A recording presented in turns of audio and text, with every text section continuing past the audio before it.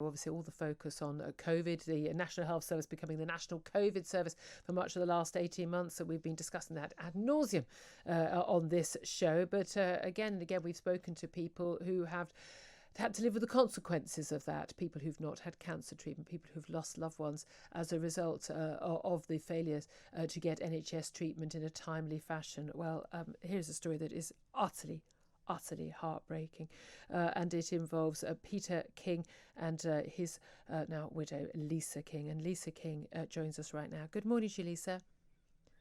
Morning, Julia. Good morning. Thank you for joining us, my darling.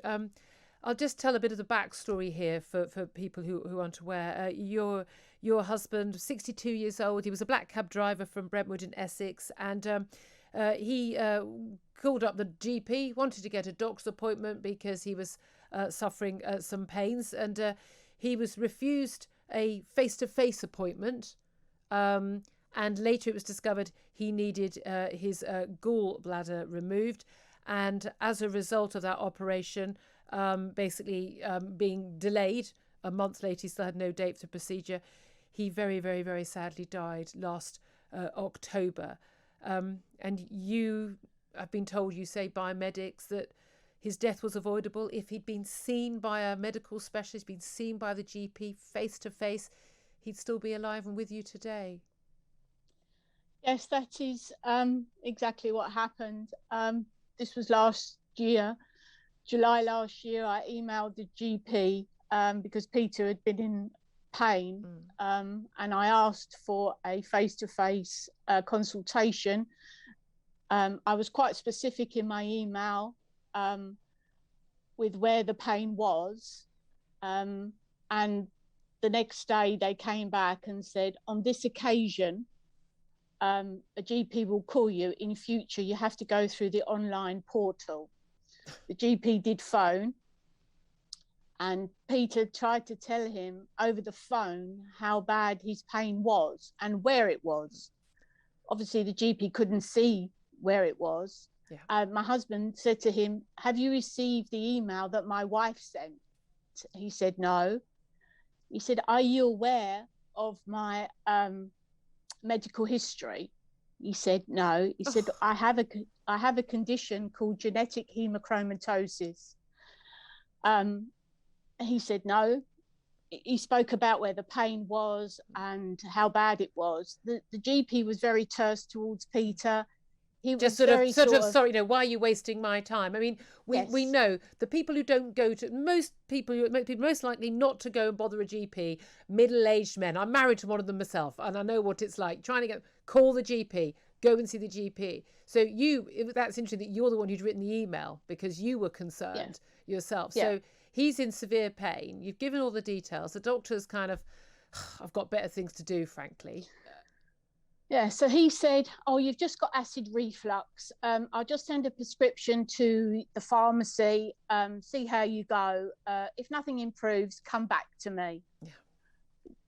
Now, the clear thing is, of course, if your husband had gone into the GP and had been examined and touched and described the pain and shown exactly, how in pain he was and where he was, this would have been something that a doctor could easily identify. I've spoken to numerous doctors on and off air in the last year who've said you simply cannot make a proper judgment on whether or not someone has got this or that, or something minor or something serious, unless you see them in the person, unless you touch them. Exactly. If they'd have seen Peter face to face, he would have shown them exactly where the pain was. And that would have been the giveaway. Did he sort of take no for an answer and just suffer on, or did it occur to you just to go to A&E and just say, I'm sorry, we need to be seen? No, he took the acid reflux tablets. He gave it a go as he was told to, but after 5 days he said there is no improvement at all. And then he was violently sick the following week, the Sunday morning, so sick, in so much pain. I can only describe the pain as equivalent to giving birth. That's how he was screaming. Agony. And so he went to hospital then? I called an ambulance. They came, and as soon as they went near him and he flinched, that's it. They took him straight to hospital. Yeah. When he was there, he was in so much pain. He was on morphine. He had various tests, and this is where they discovered that he had suffered a surge of acid from unremoved gallstones. But basically, if the doctor had seen him and discovered what it was, he could have had what would have been then a routine operation. Yes, and he would be alive today. He would be alive today because of his underlying health condition, his genetic hemochromatosis. He can't have exertion of iron in his body. Okay, so that would have been a factor that should have been taken into account. Yeah. It's horrible enough. It's such an awful thing to lose your partner like that. My heart goes out to you, and I know everyone listening is just sitting here, just sending you all their love and their sympathy. To lose your husband when perhaps you didn't need to, when perhaps he could have been saved, how much harder does that make it to bear, Lisa? It's unbearable. It's unbearable. I'm so sorry. I'm so sorry. I think you're so brave to be public about this and to tell your story so that people understand what's happening and that people don't take no for an answer, because you and Peter, you did what you thought was the right thing. You didn't want to burden the NHS, and you trusted the doctor knew what they were doing. We trusted the GP. Yeah. We trusted the hospital because they knew of his underlying medical condition, and they called it a priority. They said he is a priority to have this operation done because of his underlying health condition. And still a month later, he hadn't got it. Nothing. And this is what happens when apologies, carry on. He had a pre-op consultation, and they couldn't stress enough how much of a priority he was, because they knew the seriousness of someone with his condition, and the effects of his gallbladder on his other organs, in his case his heart. And yet he still didn't go up the list enough to make it.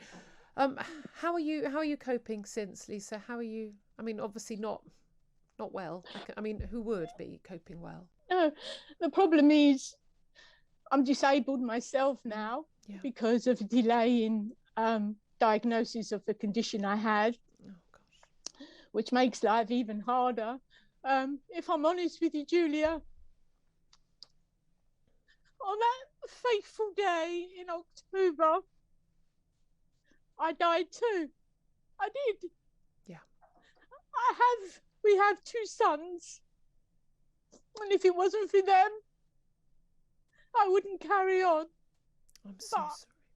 But to the policymakers, ministers, we're just collateral damage, Julia, and that's wrong. It's very, very wrong, because we're not collateral damage. We're people. We have hearts. We had lives. Lisa, I don't know what to say. You're just so. My heart goes out to you, and I know I speak for all my listeners, and I know the production team who just in tears. It's just awful to see what you've gone through. I'm so sorry for your loss and for your sons who've lost their father at far too young an age, and I cannot thank you enough for being so brave to go public, to tell us what's happened, and to try and speak out, and let's just hope that this helps bring some sense to a situation where we are saving lives, and prioritising where we need to prioritise. And I'm so sorry for your loss, Lisa. Thank you. I mean, the doctors talk about the Hippocratic Oath. I didn't see that. I haven't seen that. No, I can understand. I can understand your concern. Thank you so much for talking with us. Again, I just really appreciate you taking the time and just look after yourself. And we're sending you our very, very best and hugs to you.